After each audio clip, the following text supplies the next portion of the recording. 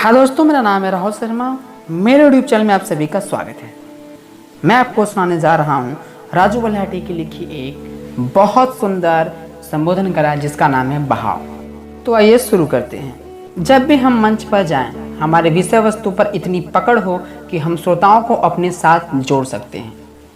जिस तरफ मोड़ना चाहें आप उस तरफ मोड़ लें। जैसे नदी का पानी अपने सामने आने वाले हर बाधा को पार करते हुए सबको लेके आगे बढ़ती चली जाती है, उसी तरह जब आप मंच पर जाएं तो श्रोताओं की इच्छाओं भावनाओं को भापते हुए उनको अपने साथ जोड़ लीजिए। आप इतने धारा प्रवाह बोलें कि आपकी लहरों के साथ खुद ही वो हिचको लेने लगे, अपनी सुध बुध खो दे। सिर्फ उसके जेहन में ये चलना चाहिए कि अब आगे क्या बोलने वाला है। यकीन मानिए, मौजूद श्रोतागण आप जिस दिशा में आप ले जाना चाहेंगे वो उस दिशा में जाएंगे। इस बहाव के लिए सिर्फ और सिर्फ एक ही शर्त हो सकती है, वो है आपकी विषय वस्तु के ऊपर तैयारी। आपने अपने भाषण को कितना तैयार किया है, कितना कंठस्थ किया है। केवल तैयारी ही नहीं, उनको श्रोताओं की मनोदशा के अनुसार ढालना, क्योंकि आपने अपनी विषय वस्तु से श्रोताओं को नहीं जोड़ा, जो उनका आपके विचारों के साथ प्रवाहित होना असंभव है। कई बार आपने देखा होगा कि नेता जब दूसरे भाषी क्षेत्र के लोगों के बीच में जाते हैं तो शुरुआती संबोधन वहां की बोली में करके अपने को सबके साथ जोड़ने की कोशिश करते हैं।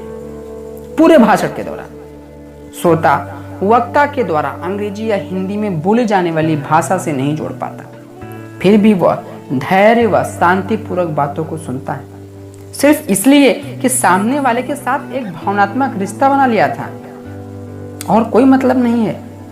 दर्शकों में अपने साथ प्रवाहित रहने के लिए आपको कठिन परिश्रम करना होगा, आपको तैयारी करनी होगी। बार बार आपको अपने विषय वस्तु में झांकना होगा, और ये तब तक करते रहना होगा जब तक आपके अंदर में विश्वास पैदा ना हो। विश्वास पैदा ना हो जाए कि हम मंच साझा करने के लिए तैयार हैं। आपके अंदर एक विश्वास होना चाहिए कि यदि हम मंच पर जाते हैं तो वक्ता एक सफल वक्ता की तरह बोलेंगे। विषय वस्तु के इर्द गिर्द रहें। हूबहू बोलने के चक्कर में आपका भाषण नीरस हो सकता है, या फिर दर्शकों का आपसे जुड़ने का बंध टूट सकता है। बार बार एक ही चीज पर बल दे रहा हूं, अपने विषय वस्तु को मत डालिए, उसके बाद उसको दर्शकों के हिसाब में ढालने की कोशिश करिए। यह संभव है क्योंकि आपने विषय वस्तु को पूरी तरह अपने अंतर्मन में समाहित कर लिया है, कंठस्थ कर लिया है। आप उसको जैसा चाहे उस बहाव में आप बोल सकते हैं। अब आप जैसा चाहोगे वैसा ही होगा। भाषण के दौरान उतार चढ़ाव पर भी खास ध्यान देना चाहिए कि कहाँ उतार है, कहाँ चढ़ाव, कहाँ मुझे कैसा बोलना, कहाँ धीमी आवाज में बोलना है और कहाँ तेज आवाज में।